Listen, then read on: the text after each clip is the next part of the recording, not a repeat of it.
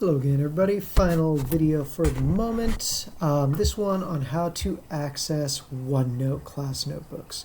So I'm just going to switch over to viewing this. I'll look at it as Miss Hawkinson again, just so I can show you a little bit more what it actually looks like on your screen. So you're going to see this list of things right here. I've got quite a few more options over here than you do, but down at the bottom you'll see OneNote class notebook. If you want to do your assignments in OneNote, if you're not as worried about completing them and turning them in, that's fine. You can do them in OneNote class notebook, and then you will have that class notebook set up that you could access, look at all the time. So you can click on the notebook.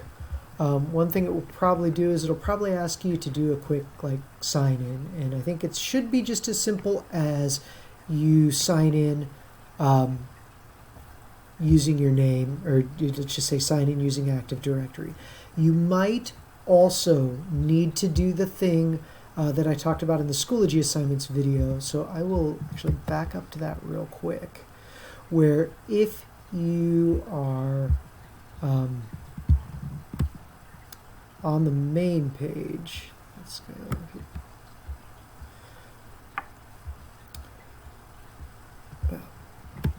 I didn't like that, huh?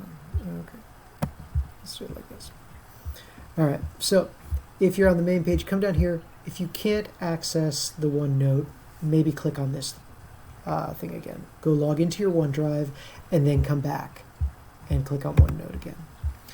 And then yours is not, this is where I hesitate to show this. Again, yours is not going to look like mine. There's no really good way for me to show you what this looks like. You are going to have one that says open in the online version or open in the app. Either one is good. The one thing I will say, opening it in the online version, you'll get updates faster, and your page will update faster, so that I can go back and look at your notebook more quickly. If you do it in the app, then the one nice thing about that is you don't need to be logged in online to do that.